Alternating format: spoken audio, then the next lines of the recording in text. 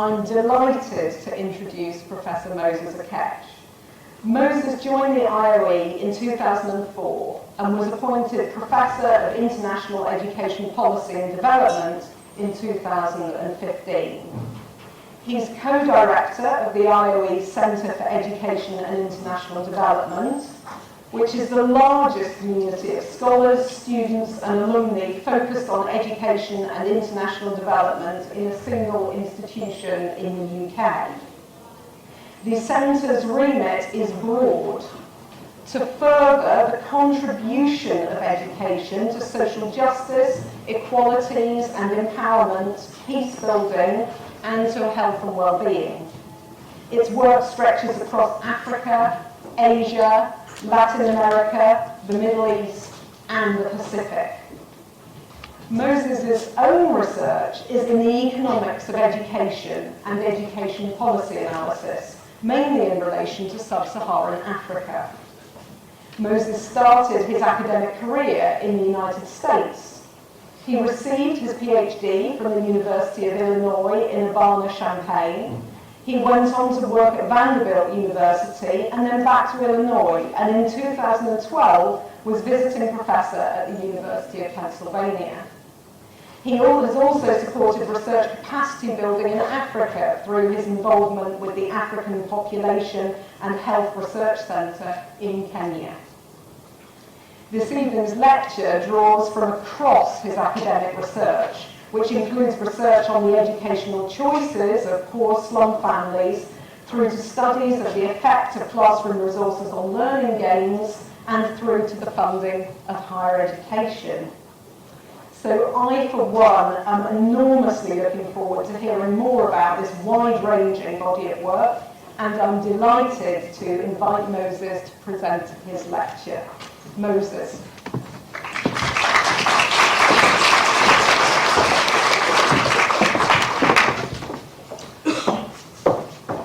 Thank you for coming. I can see colleagues around. I also see faces of my students, and my family is here too. So this is a great day, one of those days that you never plan for in your life. You never wake up and say, one day I want to be a professor and give this kind of lecture. But thank you, Professor Francis Becky, the director of the Institute, for that brilliant, succinct introduction of my academic journey over the last nearly 20 years. Today I'm here to be giving this inaugural lecture on the topic that covers a range of areas of my academic research over the period. And I've titled it The Problem of Education and Development in Sub-Saharan Africa. I think that when I came up with this topic, I felt that the title covers precisely what I've been dealing with in my research for a long time. And the first question I've asked myself, why the problem of education and development in Sub-Saharan Africa? And I start this from an interesting book that I read a while back. And the book is by Alison Wolf, and it's called Does Education Matter? Myths about Education and Economic Growth. And in that book, I want to quote Alison, who argues, unquestioning faith in the economic benefits of education has brought with it huge amounts of wasteful government spending, attached to misguided and even pernicious policies. Just because something is valuable, it does not follow that yet more of it, by definition, is a good idea. That any addition, any increment must be welcome. Yet, in practice, this is what we seem to believe. That is what Alison was writing a few years ago when Tony Blair, the then Prime Minister of the UK, said that his priority was education, education, education. But then, countering this view, Walter McMahon, with whom I've worked for many years and was my supervisor partly for my PhD at the University of Illinois, did write, and he said, true economic development does not occur unless this pure economic growth is accompanied by other dimensions important to quality of life, such as good health, reductions in poverty and inequality, improvements in participatory democracy, political stability, a sustainable environment of forests, wildlife, air, water, less violent crime, and basic human rights. Yet, these are also some of the aspects of human welfare to which education simultaneously contributes. Now imagine in the audience of these two experts was an African Minister of Education, responsible for developing education in his country, and listening to these two views. what do you think would be the appropriate policy direction for this minister in his or her country with regard to education spending? And that is the question I've been asking myself for very many years, that when I listen and when I do the research, if I was a minister, what would I do given these contrasting positions expressed by these two experts?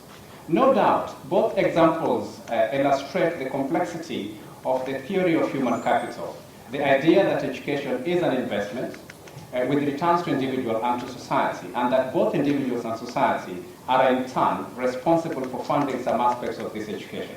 By education, of course, I mean formal schooling. A lot of education happens every day, every minute. So, of course, there is plenty of schooling, education that happens outside the school, and we have to recognize that. But I want to start with Walt's point about the idea that is there a myth about education? Is there too much education? And why is there such unquestioned faith in education? And it's not surprising. Not so long ago, I could not turn on the television news without hearing about young African immigrants rescued in the Mediterranean Sea, or already in Italy, trying to reach other parts of Europe, such as the UK. What struck me was that whenever they were asked why they were so keen to come to UK, for example, the common answer was ambition to access education. Very interesting. Education was the main thing, that they were risking their lives to come here. That is what they say. But then I traveled to Africa. Just last week I was in Ethiopia, quite a bit. I travel often in Africa for my research. And when I travel there, I come across young people with education who lack employment. So the question I'm asking, what is it that drives people to believe so much in education and yet also suffer the anguish of having acquired it because their dream of that perfect job is shattered? And this is something that has concerned me for a long time. And my research has been about this compelling narrative of human capital theory, which has become a doctrine underpinning public policy worldwide, and which states that investment in education is instrumental for economic growth. And I've explored what we can learn from its application in sub-Saharan Africa. In this, I have drawn on evidence from across different aspects of education policy in the region, including analysis of the provision of universal basic education, the focus on technical vocational education and training, and the financing of higher education. I recognize the impediments to economic growth from wider factors in the region, not least rampant corruption that is happening in governments, as well as conflicts, but also poor implementation of otherwise necessary focus on skill building.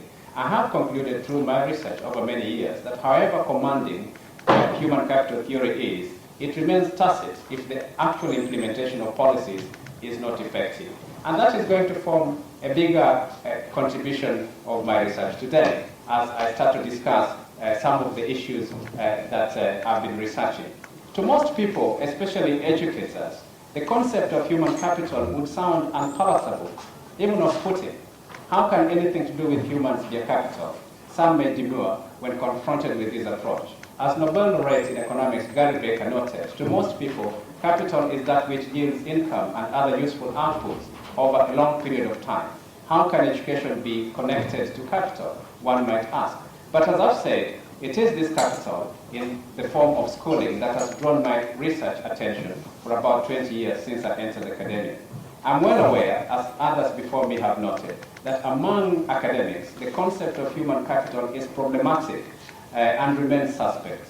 It is easy to appreciate such concerns when education is so beset by the challenges of unequal access and unequal rewards.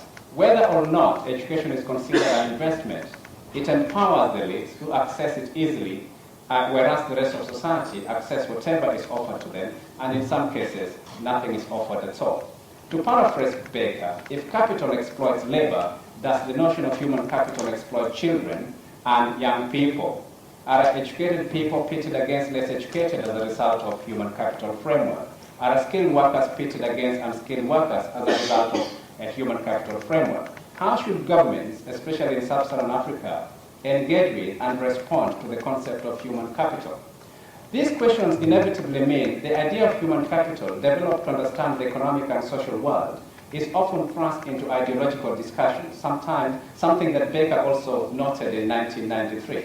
But it is precisely these problems that have led me to focus on what is known about human capital theory and its application, especially with regard to how it relates or not to the development of education in sub-Saharan Africa, and in turn, economic development or lack of in this particular part of the world. Despite being suspect in academic circles, the concept of human capital remains popular in sub-Saharan Africa, with governments and among the population, both rich and poor alike. A few years ago, as Professor Becky mentioned, I had the chance to be in Africa through an arrangement I had with the university, and I spent this time in Kenya conducting and leading research at a non-governmental research think tank that was focused on understanding the challenges and how to improve lives in urban slums based on research evidence. In this context, I focused on why poor families were utilizing what is referred to as low-cost private schools in spite of the country's free primary policy. This was to me a conundrum of education and the concept of human capital associated with it. Sometimes these private schools in the slums were referred to as non-formal schools. Like the slums where they were found, they were unrecognized and unregulated by government. I was not surprised to find that many of these less educated and also uneducated parents understood the concept of human capital. It was the popular reason why they were sending their children to all kinds of schools so that they could become doctors, lawyers, pilots, and all the like, because there was insufficient government provision. Parents were making the economic sacrifices necessary to pay school fees. However, informally, these were paid, not because education was a right to them or because they saw education as an end in itself. Rather, it was the instrumental value of education as a means to an economic end that was motivating them to step in and provide this schooling where the government of Kenya had failed. Yet, looked at from a different perspective, possibly unknown to these parents, this is a questionable philosophy around which to organize education equitably. Ironically, a few of these parents mentioned becoming a teacher as the reason why they were sending their children to these schools, a point I will come back to later on. In the 1960s, when much of sub-Saharan Africa gained independence, there was no trouble with the concept of investing in people through schooling. Ignorance, poverty, and diseases were to be cured by providing schooling.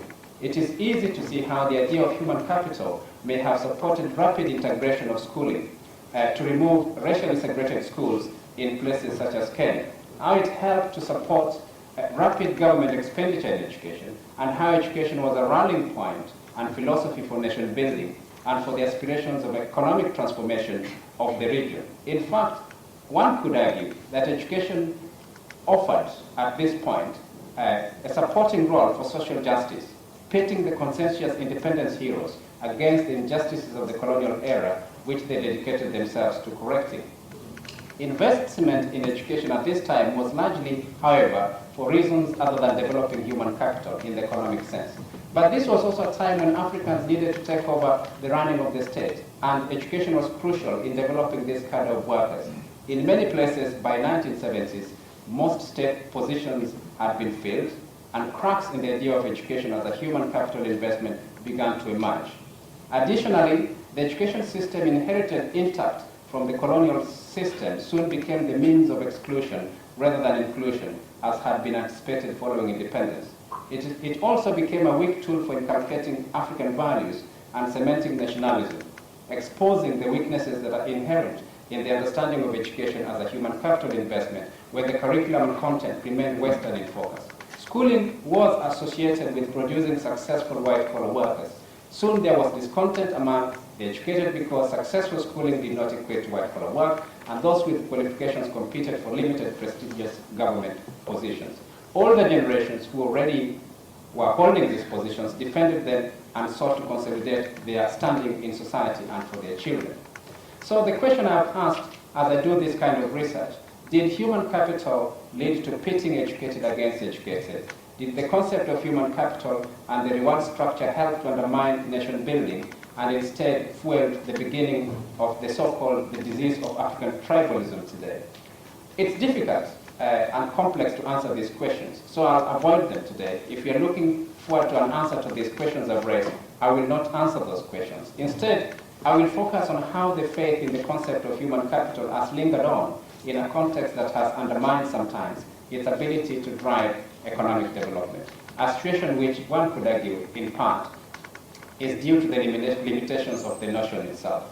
But I also want to say that sub-Saharan Africa is complex in terms of economic structure. So it's good for me to just give you a brief highlight about what the economic nature of sub-Saharan Africa is. In economic terms, sub-Saharan Africa is tiny. Its largest economy is that of Nigeria, which accounts for only 0.65% of the global economic wealth, estimated by the World Bank 2017 to be roughly 72 trillion US dollars. Another world index offers different and more depressing picture. The World Economic Forum Global Human Capital Report for 2017 places Nigeria 114 and Ethiopia, another fast-growing African economy, 127 out of 200 countries. On this scale, they sit behind the region's best performers of Rwanda at position 71, Ghana 72, Cameroon 73, and Mauritius 74. These countries, the good performers, are reported to have developed 60% of their human capital. The report notes that the top two ranked countries in the region, Rwanda and Ghana, owe their comparatively strong performance to respectively almost completely closed education and employment gender gaps and significantly improved educational attainment of the country's younger generations. In conclusion, the report suggests these good performers, which also includes Kenya at 78, have benefited from stock of know-how embodied in large medium-skilled employment sector and comparatively strong education quality and staff training, laying the foundation for building future human capital potential. The success of Nigeria, the economic giant of sub-Saharan Africa, as it is known, is attributed to its relatively large pool of tertiary educated workers, especially among its older generations, and comparatively strong staff training.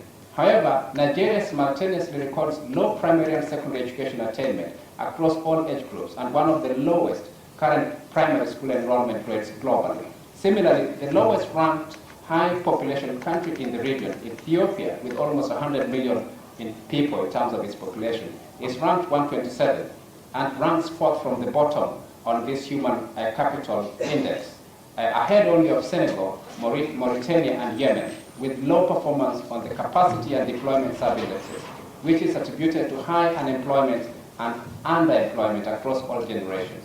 Yet, Nigeria and Ethiopia are today the fastest growing economies in sub-Saharan Africa, which is surprising. Thus, just reading these statistics, one could be forgiven for not believing in the power of education and the doctrine of human capital to spur economic growth, precisely the point that Alison Wolf was raising in her book, Does Education Matter? Myths about Education and Economic Growth. However, combining these sources of data, the Global Wealth Index and the data on the Human Capital Index, might offer new insights into the link between education and economic development. When they are combined and looked at much more carefully, they begin to provide empirical narrative to these statistics, which appears to suggest a vital link between investment in human capital and economic development, if microdata, but also in terms of cross-country economic growth, when the indirect effects of education are considered or taken into account. I have to say that in the 1980s and 90s, most countries in sub-Saharan Africa could not deal effectively with their poor economic performance and required international intervention by the World Bank and the IMF. Some even registered relatively high rates of economic decline.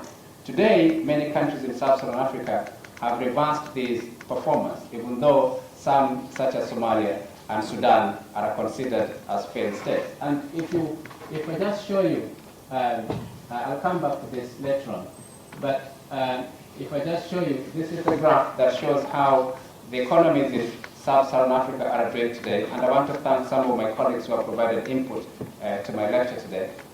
It shows that actually, overall, the figure shows that while improvements, the countries that are performing better today than they did before, in fact, according to that figure, there's been a tremendous improvement, although it has been slow, over the last decade.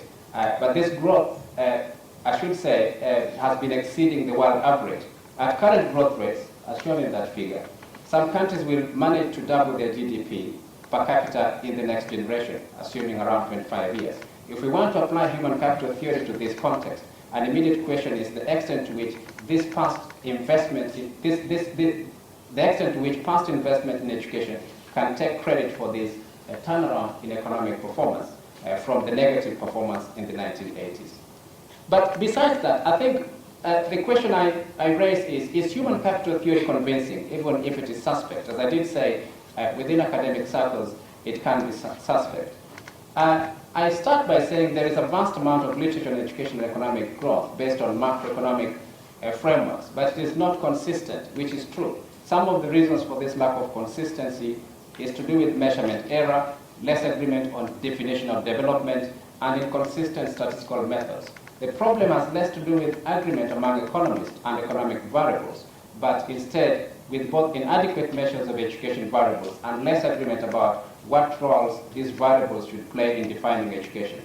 This means that the variables applied are proxy measures of education. For example, years of schooling as a measure of adult skills, and literacy and numeracy rates are a measure of education quality. In the worst cases, qualifications are used as a measure of adult skills. Whatever the measure, as my colleagues such as Andy Green have said before, it is adult skills in the labor market or in the labor force that is considered to be the most relevant way to measure the link between the impact of education and economic development.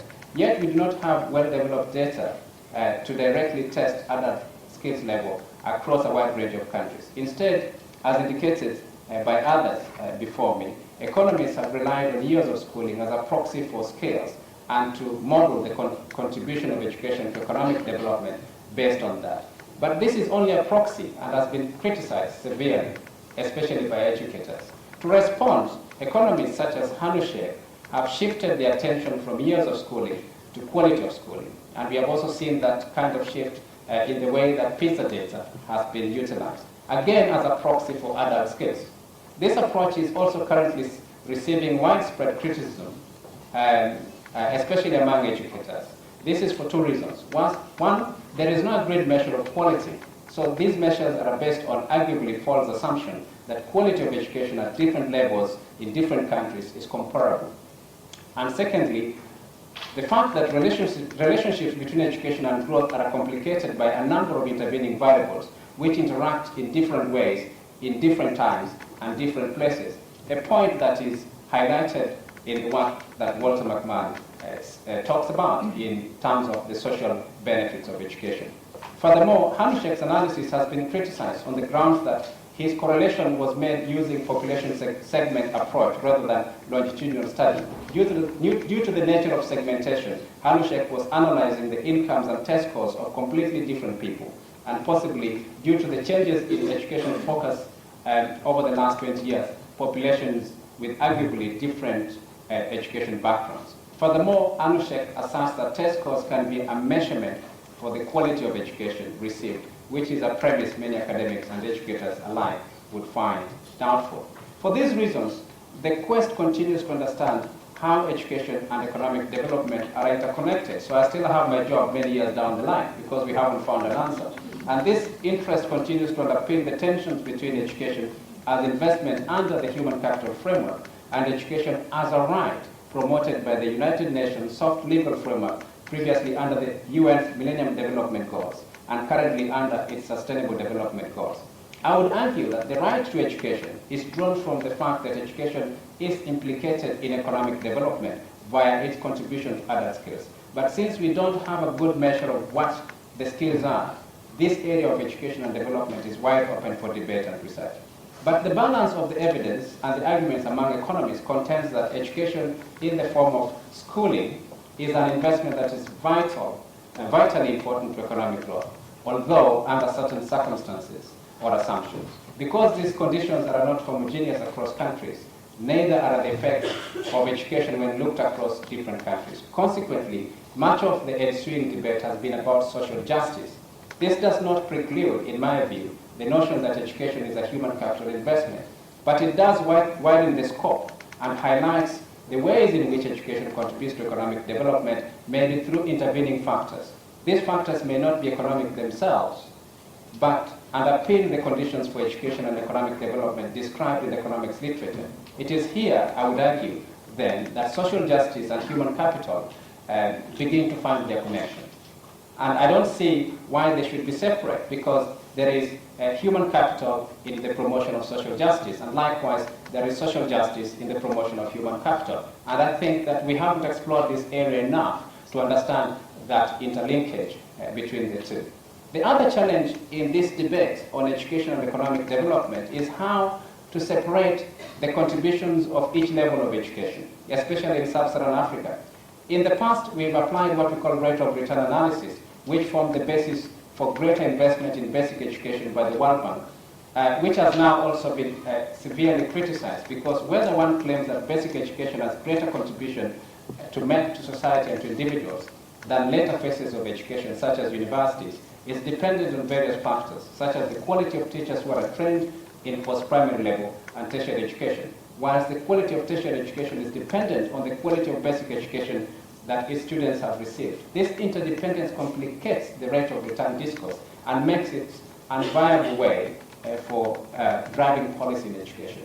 Yet, I have to say, apart from a few instances where CVs were not required for a job, given what I've said to you about human capital, applying for a job, or most employers in many countries still believe that candidates' education credentials indicate their capacity to do a job. And herein lies the belief among parents and governments in sub-Saharan Africa, too, over many years since their political independence, that education is a panacea for addressing the economic challenges the region faces. The discussion around youth bulge in sub-Saharan Africa and what is now called youth dividend in sub-Saharan Africa are framed in relation to economic productivity of the youth and how to harness it via investment in education. But if these proxy measures are problematic, that is, the measure through attainment and the measure through quality, are a very good indicator that the relationship between education and development is not straightforward. What complication does this present in sub-Saharan Africa's education investment policies for basic education, for technical vocational education and training, and for higher education finance? And what is the way forward? As I said, economic trends in sub-Saharan Africa are quite variable, and this has implications for analyzing the role of education in economic growth in the region. A positive economic outlook is necessary to absorb skills into the labor market. Skills are in turn necessary condition for a positive economic growth outlook, especially in systems that have put in place strategies for addressing inequalities resulting from education systems. It can be argued that there is a feedback effect between the economy and skills development. Yet, the economic picture in sub-Saharan Africa has not been systematically analyzed through the lens of challenges of providing learning for the masses, which is also associated with limited transition into post-primary education. I'll show you here, this graph here shows you the economic variability in the region. And what you can see from that graph are extremes in the economic growth patterns in sub-Saharan Africa. The Central African Republic shows a very low GDP per capita of less than 1,000. In contrast, Gabon has the highest GDP per capita of about 20,000. However, in terms of the challenges of learning for masses, these two extremes are likely to face similar challenges. This is in part because these growth figures are driven by commodity goods, such as oil in the case of Gabon. It is often these economic indicators, like GDP per capita, that draw much attention, far more so than analysis of the challenges to learning. Yet if these two were combined, such that interest in these economic indicators were matched with interest in learning, and specifically the challenges of learning for the masses, a much better evidence base for policy might be generated, which would serve to articulate better ways of addressing the role of education in economic development. So unless there is attention to learning for the mass population, positive change will be very difficult. The World Economic Forum report on Human Capital Index has now realized this and has begun drawing attention to this in terms of the index it has developed. The other issue that is of interest in relation to this debate, besides economic variability in the region, is the concept of the youth bulge. And I need to mention something about this youth bulge. In sub-Saharan Africa, there is a youth bulge. Some have called this a youth dividend, a hopeful perspective. But a large investment in schooling is required in combination with sufficient labor market demand to liberate this demographic dividend. Otherwise, it will not happen. In some countries, though, numbers have started to decline. And I want to show you this figure again, which is interesting because it shows you there that Sub-Saharan Africa has the opportunity now to change things but perhaps it's already too late because 40% of the population are within the youth age of 15 to 24 years, and most of them will have been bypassed by schooling. But this is what is called youth dividend. If you translate this population group into productivity, or people who are productive through employment opportunities and labor market demand, then things are supposed to be positive. And that is what we are saying, as I'm saying here, that there is a sign that peaks may have been reached and demographic dividend might happen. But these are general trends that do not address the challenges of learning for the mass population, due in particular to persistent problems of school dropout during and after primary schooling. So this kind of analysis is interesting, and you looking at these demographic and population figures are important. But furthermore, concerns about low quality schooling is also something that requires attention, because it is associated with poor teaching methods and overcrowded classrooms, due in part to past high fertility rates, which place major strain on education systems and its contribution to economic development in the region. Nevertheless, in spite of all these challenges, I have to say that populations in Africa have higher rates of education today than ever before. I will show you shortly this figure here that shows you the projected participation in secondary school. And what it does show there is that people who are 15 years and above with at least secondary education attainment will go up. Apart from a drop in Liberia, secondary education has expanded from a small 1 percentage point in Madagascar to over 20% in Kenya and surprisingly in Zimbabwe. However, this positive trend excludes many children who are out of school. In addition, it only tells about enrollment and not learning outcomes. Learning assessment of the masses enrolled in schools is becoming an ever more necessary indicator, as highlighted by SDG Goal 4, quality education. While there has been generally positive economic trend in sub-Saharan Africa in the past decade, there has not been analysis of how this has impacted the masses, especially the youth and those at the bottom of the pyramid, and how this might be related to the challenges of learning across school systems and the contribution of education to economic growth. Only when governments begin to understand and address the challenges of learning for all children, as well as in the domain of youth and adulthood, will these indicators be more useful in realizing the demographic dividend. For far too long, learning has been left out of discussions concerning technical vocational education and training, a topic to which I will now turn. According to World Bank 2014 report, it says that 11 million youth are expected to enter the labor market each year in sub-Saharan Africa, and this will continue over the next decade. The majority of those who will fail to secure employment will be those at the bottom of the pyramid in terms of their learning and education. They will also lack requisite skills to improve the quality of available work in the informal sector, where many of them currently work. In this context, technical vocational education and training is often proposed as a potential magic solution of this, and being of strategic importance in addressing the special challenges faced by marginalized youth in Africa. Yet, research on technical vocational education and training and youth employability in sub-Saharan Africa remains contested and uncertain, often lacking strong empirical base and analytical robustness. Therefore, the relative effectiveness of TVET participation in improving learning and the labor market outcomes for young people remains uncertain.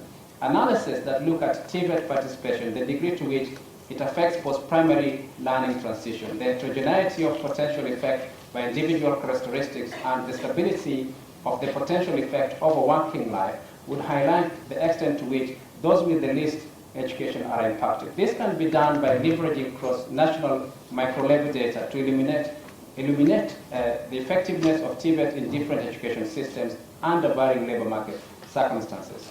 This would surely advance our understanding of how the youth, adults, learning transition and labor market interaction can be assessed under different contexts to begin to understand and address the challenges of learning for the masses. In addition, qualitative system level data on TVET policies and practices can be applied to better associate learning with youth employment outcomes across countries. It is only after such analysis has been done that the role of TVET may be clearly assessed. At the moment, many countries have placed their hopes on TVET, technical vocational education and training that is, without a framework for how it can address the challenges of learning or unemployment among the youth. The focus should be on understanding how TVET systems address low levels of literacy and numeracy, limited functional language development, low attainment qualifications, weak social capabilities, and so on, all necessary employability skills for youth of all economic backgrounds. To begin to answer these questions requires the understanding of some specific TVET experiences, especially for marginalized youth and adults with little formal schooling. Apprenticeships may offer an avenue to improve labor market outcomes. In contrast, some would argue that the development of functioning workplace training systems require the contribution of social partners, employers, and trade unions. Yet this is often a difficult task, as the flexible informal forces of traditional apprenticeship can easily be distorted and overburdened by the dependency on supply-driven training. And so that itself leaves a very depressing picture. And the picture is depressing for a number of reasons. If you look at most of the countries, employment is still largely within agriculture. And yet, when you look at education systems, there is very little focus on improving this agriculture. And by 2050, a large proportion of the population will be in urban areas. But you can see that a larger proportion of the labor force is in agriculture. And thanks to some of my colleagues who have supported me with this data, it does really give us a necessary picture to connect with education policy and to say you can't simply analyze education on its own. You need to analyze education in relation to the political economy and the economic context of the region. The other thing is just to look at the vulnerability of the population and the youth, because when you talk about TVET, you're talking about youth. And this picture here shows you the vulnerability. The yellow part are those who are in gainful employment. These are just a few countries that have been picked.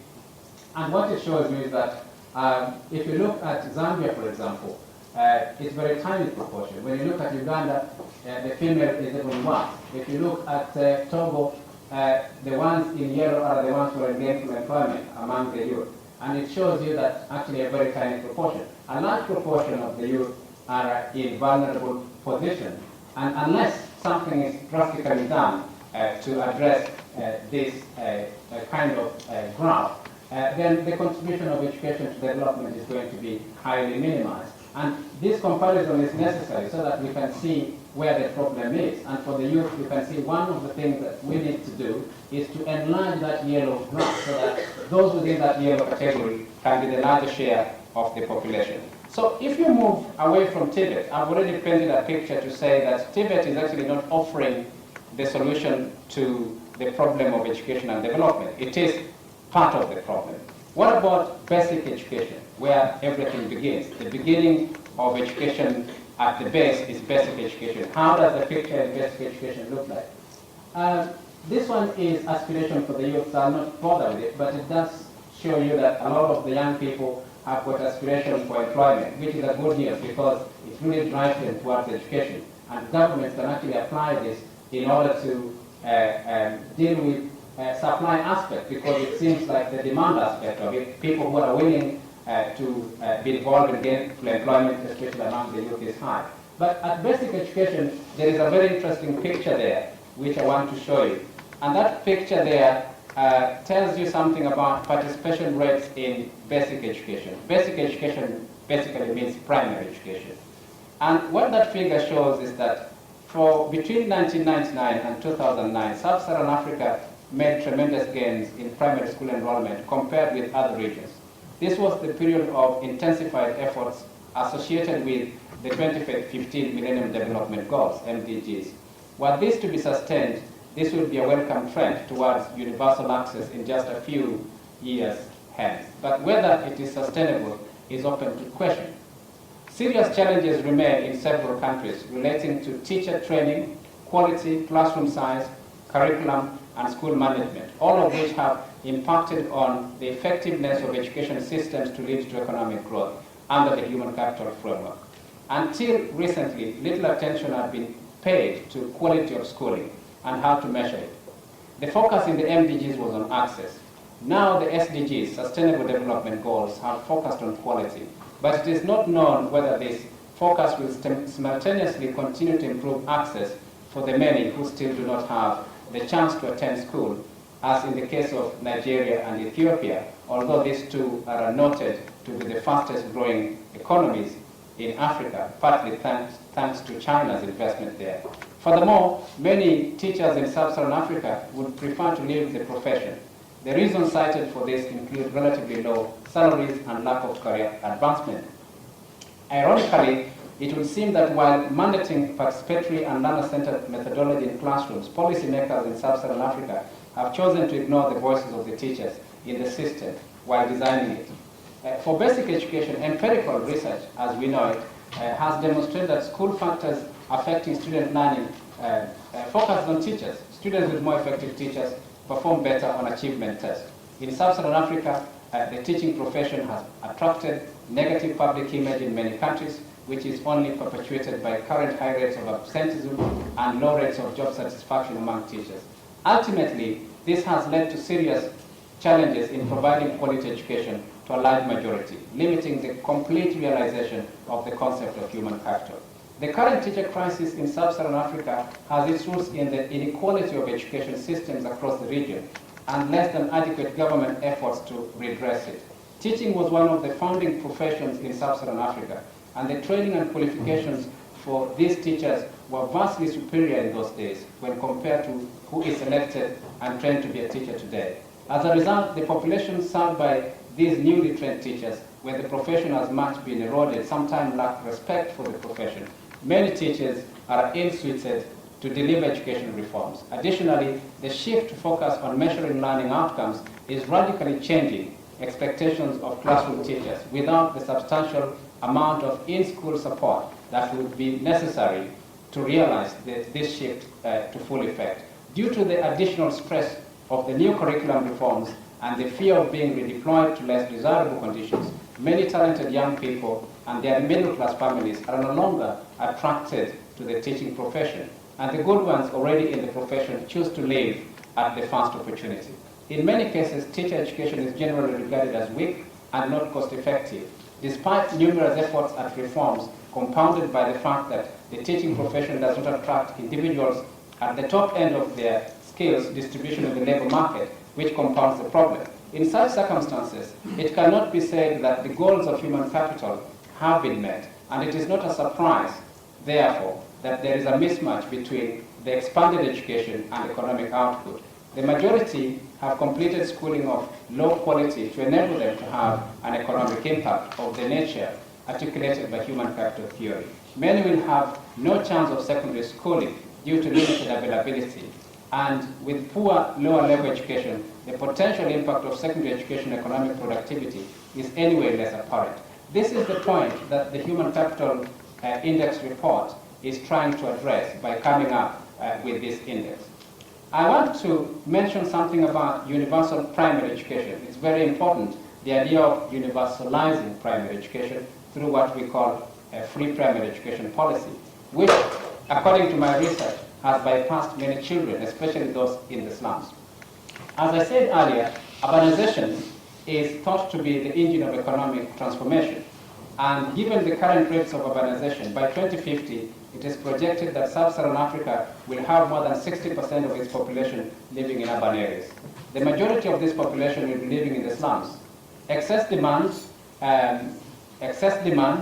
is already driving desperate families, poor families, to send their children to schools that have been referred to as private schools for the poor. Some have argued, for example, that these schools are offering differentiated demand, and that these schools offer alternative to parents and are a possible better avenue for mass education. I would disagree, and my research has demonstrated that.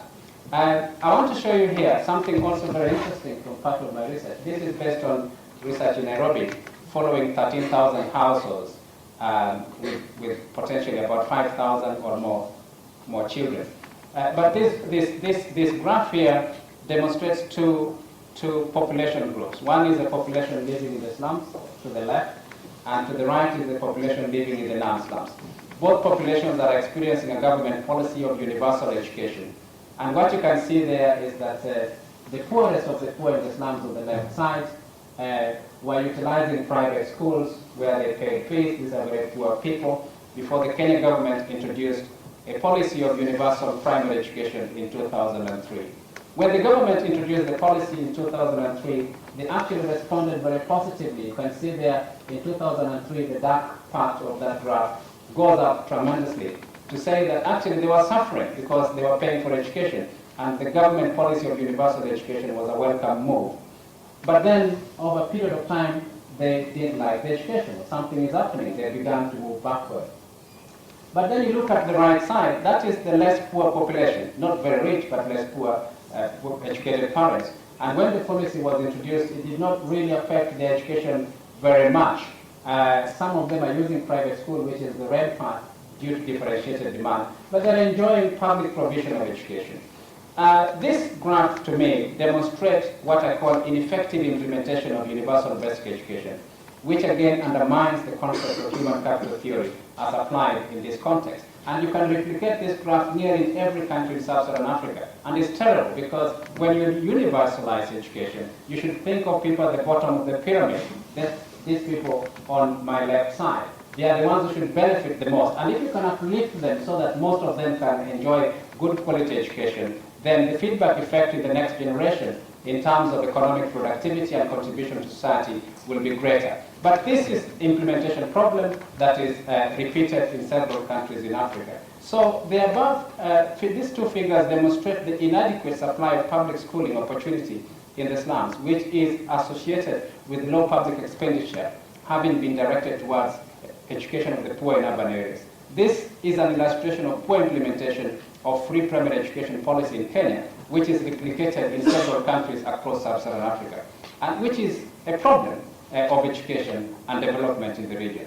It cannot be the case that the poorest segments of the population should prefer to send their children to private schools, as shown there, when the less poor, who are in the non-slums, enter into the public subsidized government system. Something is wrong with that, and that has to be corrected.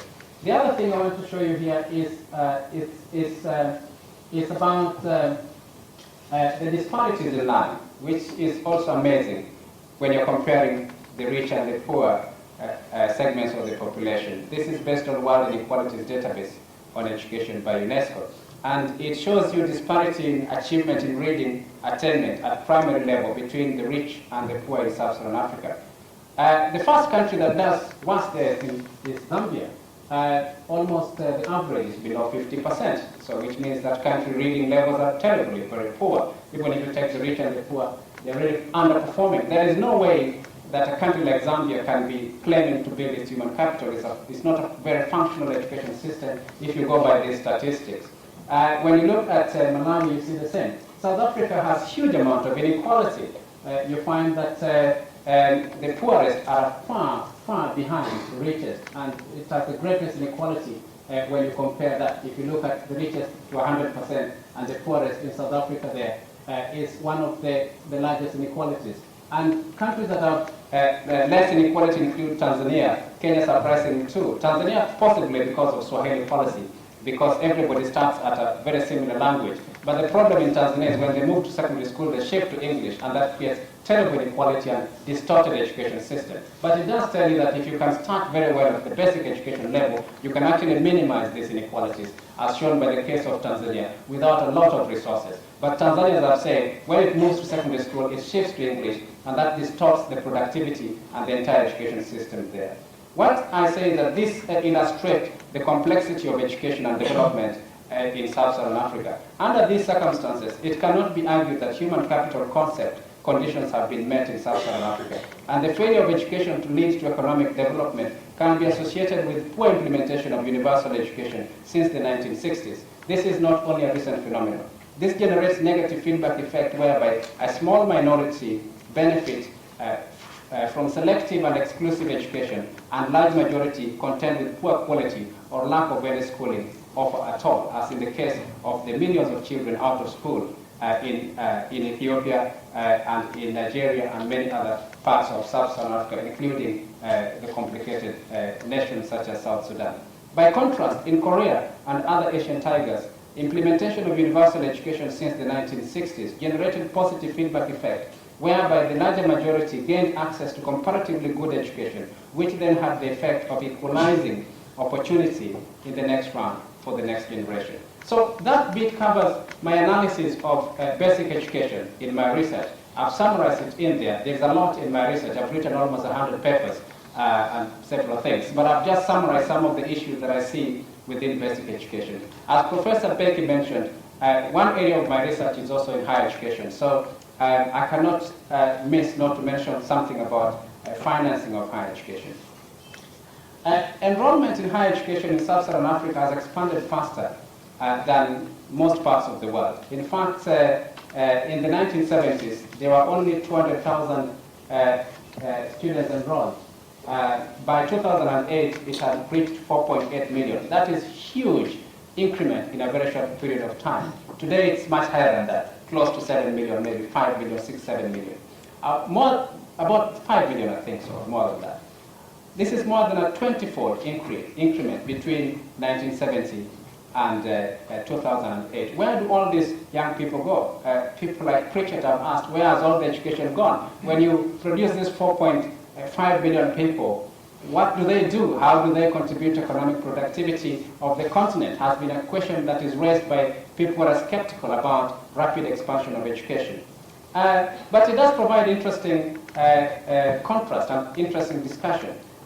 Today, provision is diversified as a result of introduction of fees. You'll be surprised that there is fees in sub-Saharan Africa countries.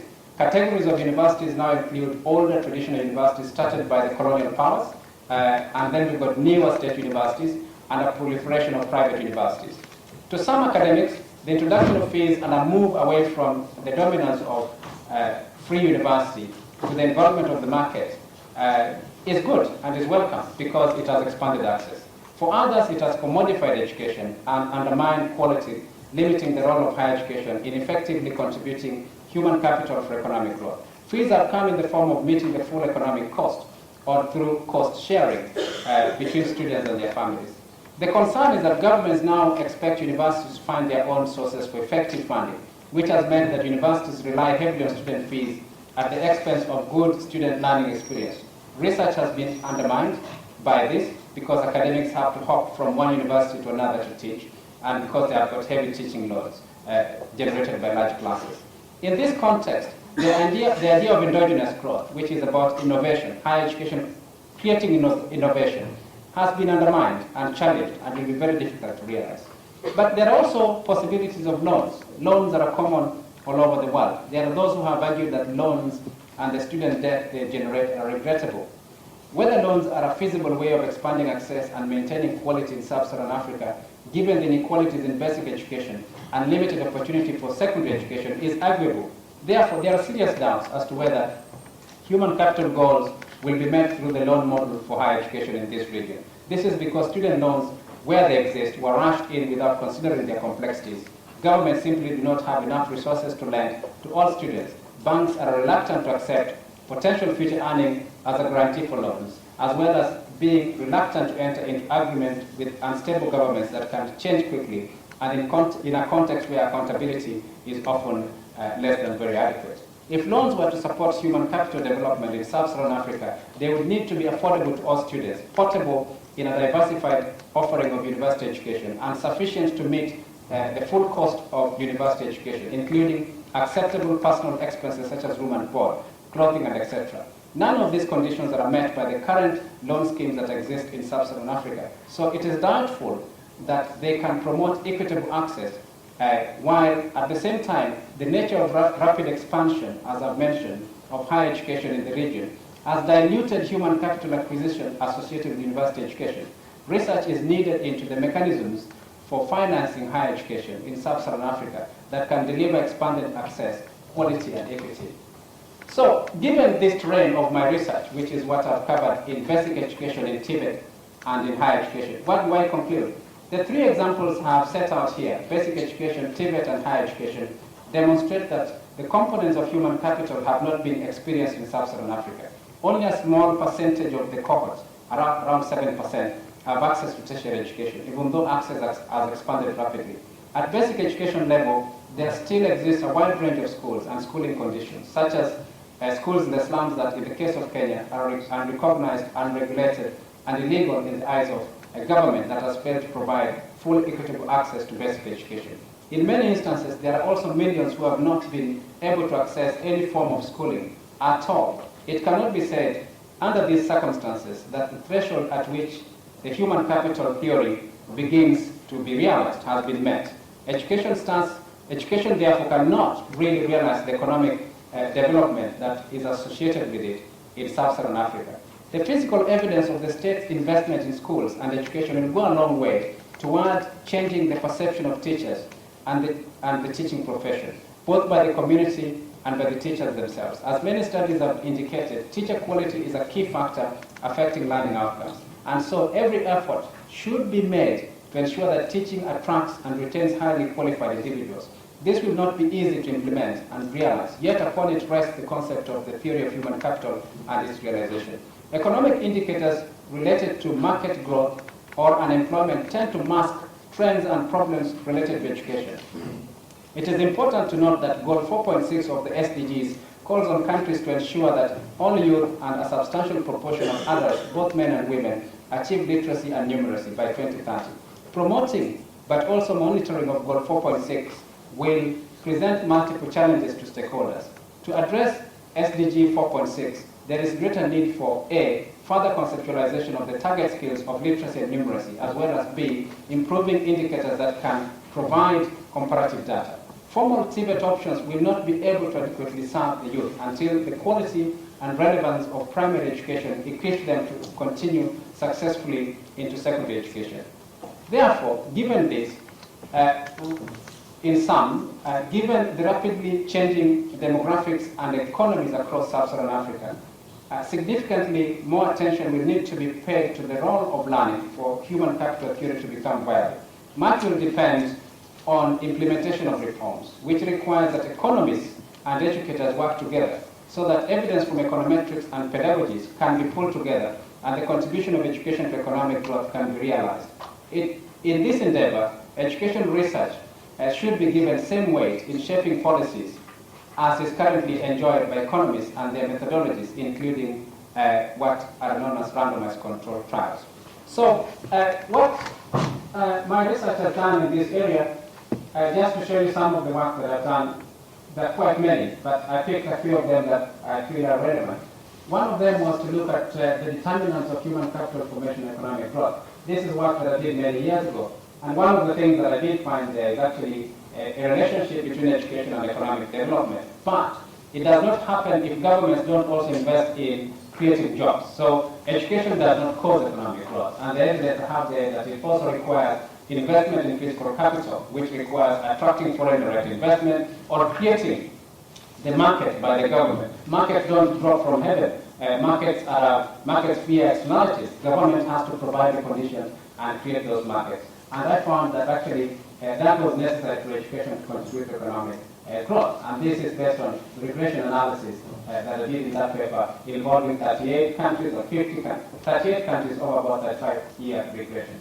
I've also looked at policies with my colleague Ken. We've reviewed policies on education over a long period of time, and what we found there relates to the story that I've given you about lack of proper implementation of basic education and secondary education. And this itself has affected the way education and development relate in the country.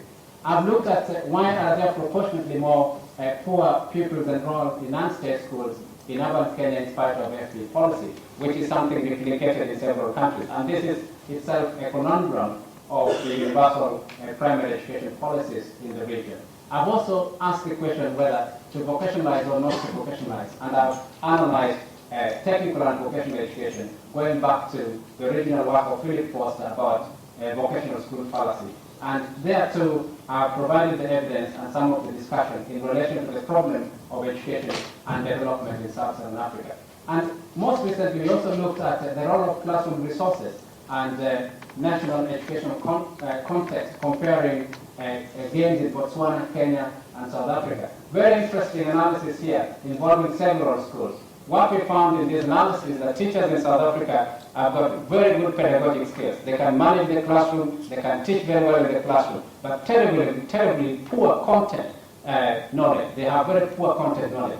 Kenyan teachers, in the contrast, are very good in content knowledge. They know the subject, but very poor teachers. Their pedagogic knowledge is horrible. So these were interesting analysis, and it doesn't surprise us that South Africa performs very poorly in some of these subnet data, whereas it spends a lot in education. It means that it needs to think about the subject scale of its teachers. So that is another finding that we found to be relevant. Most recently, we have engaged discussion on the moral argument about the way higher education is financed in Sub-Saharan Africa, and I've come to the conclusion that it's very complex, as I've articulated when I was giving my talk in relation to this. But I've contributed to the debate about where is higher education in relation to sustainable development. Definitely, all this raises a number of questions. One of them is if priority needs to be given to supporting transition from primary to post-primary learning for the masses, which I think is where the problem is. What kinds of opportunities can build relevant life and labor skills and support civic participation to the majority marginalized at the bottom of learning in Sub-Saharan Africa? The other question is what type of measurement tools can or should be used or not used in order to determine effective learning and effective policies for supporting access and learning for majority? How are these questions addressed or not addressed by the human capital theory, which, as I've told you, sits very well with government. If you are talking to a government minister, whenever they articulate education policy, they always talk about how skills will create economic growth. They always refer to education as investment, but then they don't ask and answer these questions in order to relate it to the understanding of human capital theory. So I also say this raises a number of issues. At post-primary level, what do these marginalized young people and others know, and how can we measure that? What are the kind of skills? What kind of skills do they have? How can we measure those skills? If they haven't been able to make the transition to higher levels of education, they must know something. And what are the skills that they know? How can that be measured? How can that be utilized? And these are questions that are important to be asked in terms of designing policy. And therefore, again, as I concluded, human capital theory has not been sufficiently experienced in Sub-Saharan Africa for us to be able to robustly analyze its contribution to economic development in the region. Therefore, it remains tacit to government and to parents. As I've said, basic education is weak, implementation is weak, inequalities in access are generated. This generates negative feedback effects from education provision, undermining the basis for human capital theory. With that, I end my lecture. Thank you for listening.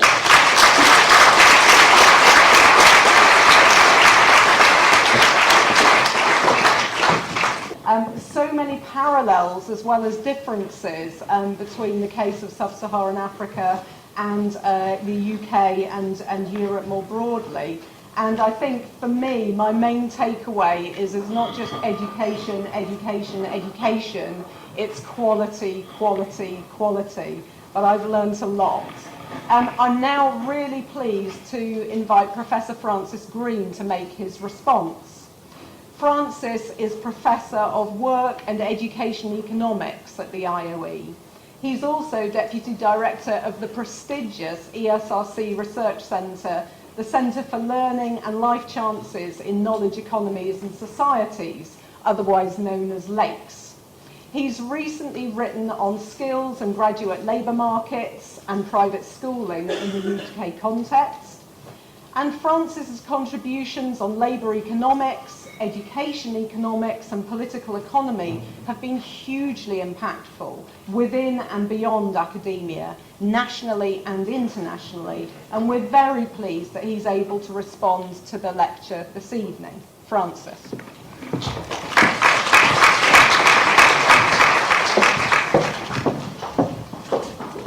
Well, thank you so much for the invitation to make this a brief response to Professor Oketch's wonderful lecture.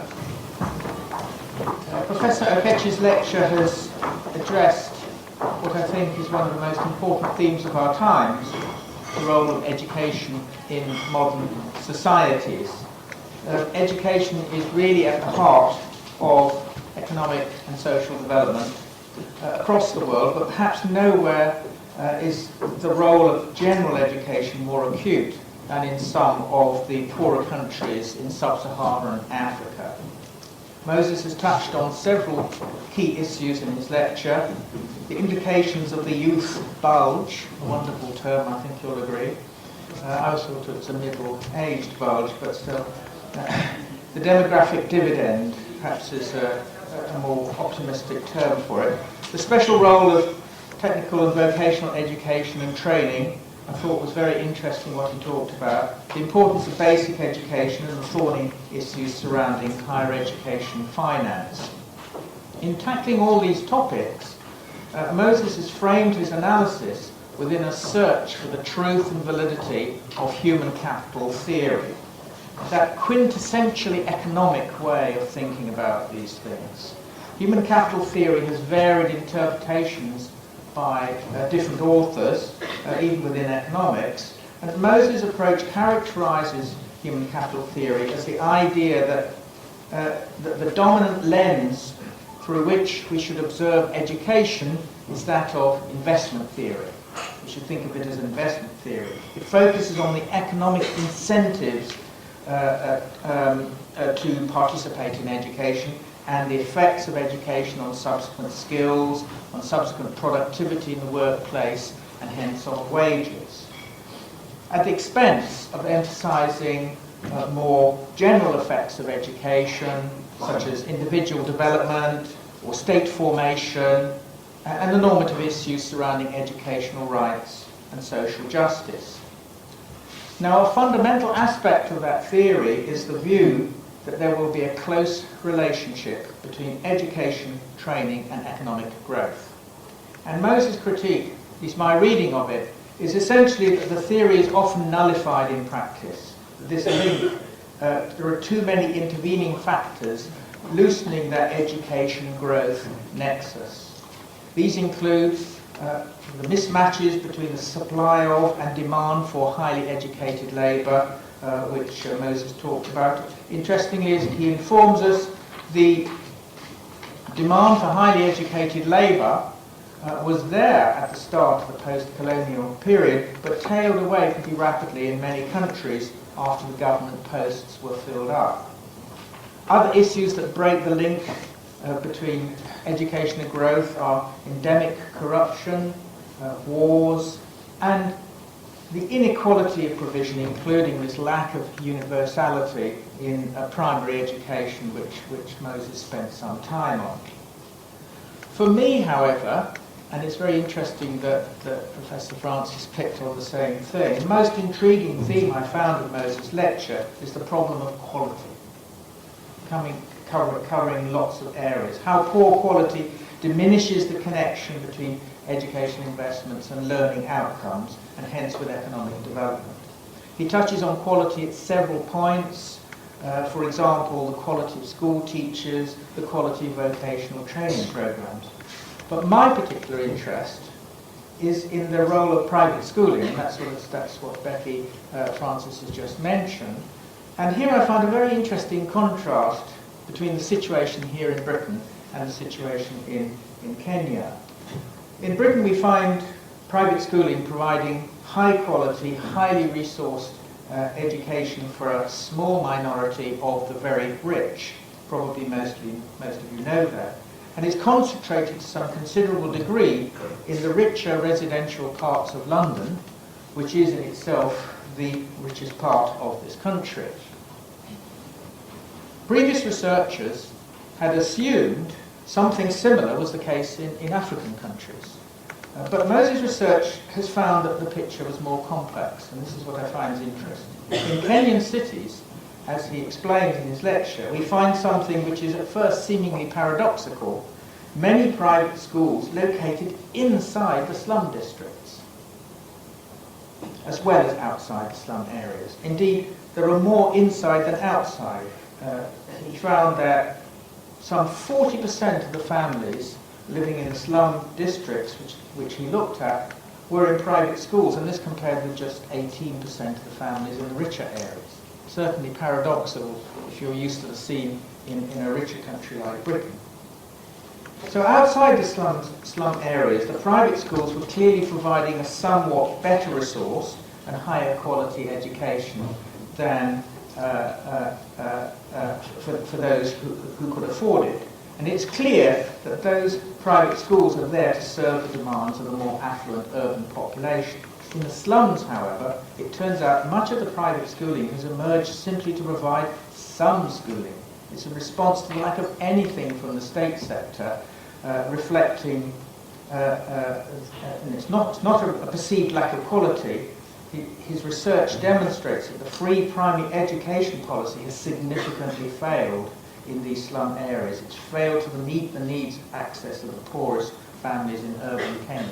So that kind of quality-quantity nexus I found very interesting. And indeed, of course, the slum area private schools are pretty low quality, let's face it, in those areas, as Moses' research shows. Well, there's much to mull over here, and many, many practical issues to resolve in deciding what aspects of schooling and what types of training program are high quality and most effective.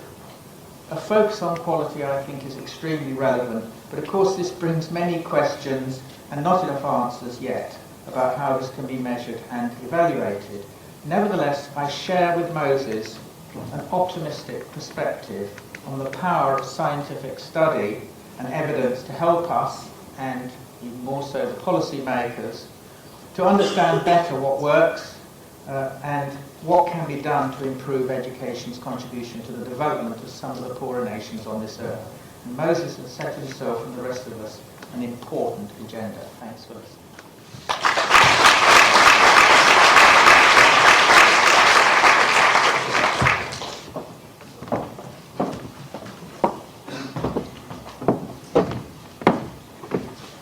Thank you, professors, and thank you, audience. I think that's been a tremendously stimulating and impressive first lecture in our series. Congratulations again to Professor Oketch for the inaugural lecture. Thank you to all of you for attending, and it's my pleasure now to invite you to join us in a wine reception outside so that we can continue to debate the issues raised in today's lecture. Thank you to everybody again.